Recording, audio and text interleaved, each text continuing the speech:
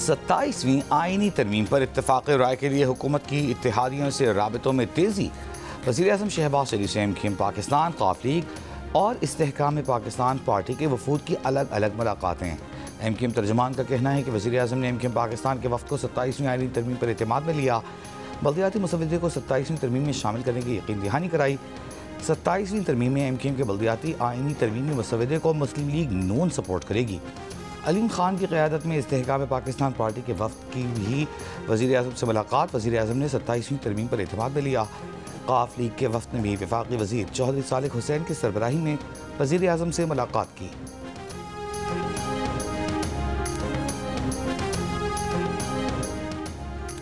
Peoples party 27वीं तरमीम की हिमायत करेगी या नहीं, मुशावरत के लिए बिलावल भुट्टो ज़रदारी की ज़ेर सदारत पीपल्स पार्टी की सेंट्रल एग्जीक्यूटिव कमेटी का इजलास आज शाम कराची में होगा।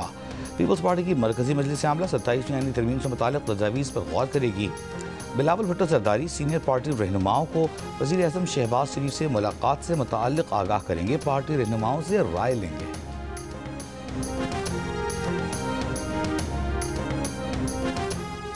पाकिस्तान और अफगान तालिबान के दरमियान इस्तांबुल में मुज़ाकरात का तीसरा दौर शुरू। दहशतगर्दी की रोकथाम के लिए मॉनिटरिंग मैकेनिज्म के क़वाइद व ज़वाबित पर गुफ्तगू का आगाज़। बरादर मुल्क तुर्की की दरख्वास्त पर मुज़ाकरात को आखिरी मौका देने के लिए 6 नवंबर को दो तरफ़ा बातचीत पर इत्तेफाक किया गया था। कौमी एयरलाइन के एयरक्राफ्ट इंजीनियर्स का एहतजाज। सोसाइटी ऑफ एयरक्राफ्ट इंजीनियर्स के सदर और सेक्रेटरी जनरल मुलाजमत से फारिग। नोटिफिकेशन के मुताबिक दोनों ओहदेदारान गुज़िश्ता बरस शुरू इंक्वायरीज की हालिया पेशियों में नहीं आए। दोनों के खिलाफ कौमी एयरलाइन के कवानीन के तहत कार्रवाई की गई है। बरतरफ सेक्रेटरी जनरल वैस जदून का निकाले जाने के फैसले के खिलाफ अदालत जाने का ऐलान। कहा, बरतरफी की बुनियादी वजह तैयारों में फ़नी खराबियों समेत कवानीन की खिलाफ वर्जियों की निशानदेही है। ज़रा के मुताबिक 2024 की इंक्वायरी में बरतरफी का फैसला इंजीनियर्स के जारी हालिया एहतजाज के तनाजुर में किया गया। एहतजाज के बायस कौमी एयरलाइन का फ़्लाइट ऑपरेशन कई रोज़ से मुतासर है। चेयरमैन PTI बैरिस्टर गौहर का कहना है कि 26वीं आईनी तरमीम भी गलत थी, 27वीं आईनी तरमीम भी गलत है। लाहौर हाई कोर्ट में मीडिया से गुफ्तगू में कहा कि यह हुकूमत रात के अंधेरे में तरामीम मंजूर कराती है। 26वीं तरमीम में स्पेशल कमेटी में जो मसवदा हमारे साथ मंजूर हुआ था वो सेनेट में पेश नहीं किया गया था। पता चला है कि आईनी अदालत में जजेस की सिलेक्शन वज़ीर-ए-आज़म करेंगे। इस इक़दाम से अवाम का अदलिया पर एतमाद मुतासर होगा।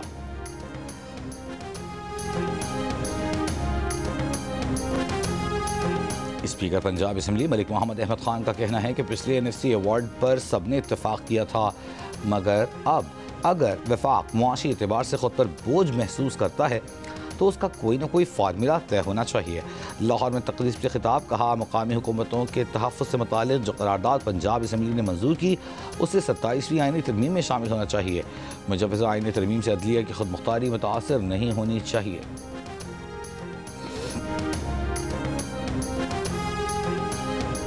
वज़ीर-ए-आला सिंध मुराद अली शाह का NFC अवार्ड और 18वीं तरमीम को रोल बैक करने की किसी भी कोशिश की मुखालिफत का ऐलान। कराची में मीडिया से गुफ्तगू में कहा कि NFC अवार्ड और 18वीं तरमीम को रोल बैक नहीं होने देंगे। 18वीं तरमीम में और भी बहुत सारी चीज़ें हैं। इससे पहले वज़ीर-ए-आला मुराद अली शाह ने सिंध में तलबा की हाज़िरी को मॉनिटर करने के लिए पहले डिजिटल निज़ाम का इफ्तिताह किया। तकरीब से खिताब में कहा कि हाज़िरी सिस्टम को सिंध के स्कूलों के बाद कॉलेजेस और जामियात में भी नाफिज करेंगे। हमें इल्म होना चाहिए कि बच्चे कहाँ जा रहे हैं।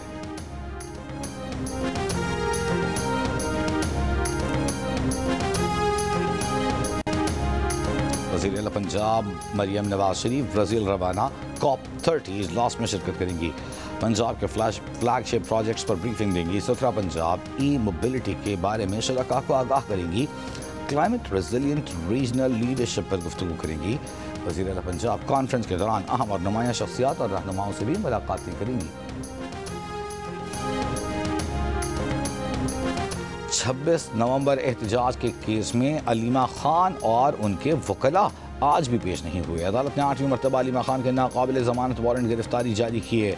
अदालत में जमा रिपोर्ट के मुताबिक अलीमा खान के 12 बैंक अकाउंट्स मुंजमद कर दिए गए हैं। अलीमा खान की जायदाद और कंपनी से मुताल्लिक़ तफसीलात पेश करने की हिदायत।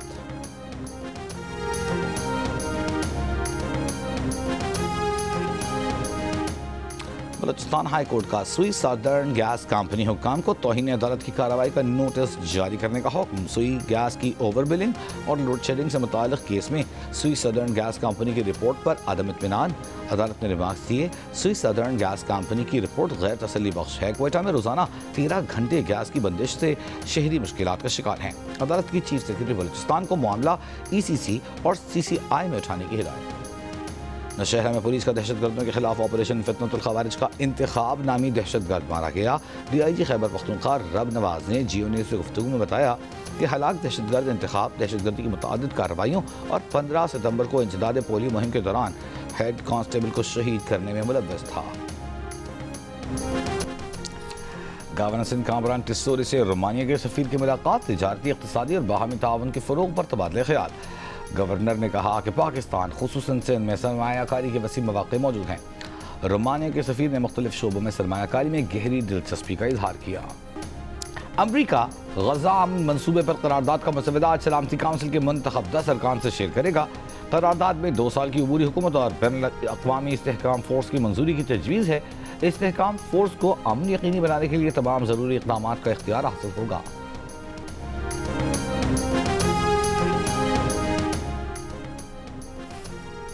इसराइल को हमास की जानिब से मजीद एक और यरगमाली की लाश मौसूल हो गई। यरगमाली की लाश की तस्दीक के बाद गजा में मजीद 6 यरगमालियों की लाशें बाकी रह जाएंगी।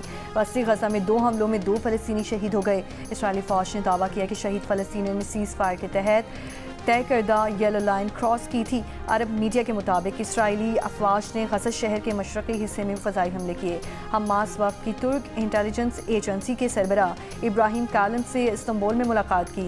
गजा जंगबंदी के अगले मरहले के नफाज पर तबादला ख्याल किया गया। हांगकांग सिक्सेस टूर्नामेंट का आगाज कल होगा। टूर्नामेंट में 12 टीमें हिस्सा ले रही हैं। टीम्स को 4 ग्रुप्स में तकसीम किया गया है। ग्रुप सी में शामिल पाकिस्तान टीम अब्बास आफरीदी की क़यादत में 7 और 8 नवंबर को ग्रुप मैचेस खेलेगा। TV पर मैचेस देखने जियो सुपर से बराह रास्त और लाइव स्ट्रीमिंग देखिए माइको पर। पाकिस्तानी नैयाद Scottish women cricketer Neema Sheikh Scot national sports scholarship हासिल करने वाली स्कॉटलैंड की पहली क्रिकेटर बन गईं। नीमा शेख का कहना है कि वो स्कॉटलैंड में मेन एंड विमेन में पहली क्रिकेटर हैं जिसे एजाज़ मिला।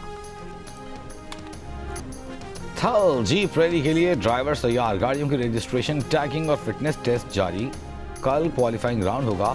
चारों जीप रैली में मर्द और कई ख़वातीन रेसर्स भी शरीक। जीप रैली की इख्तितामी तकरीब 9 नवंबर को होगी।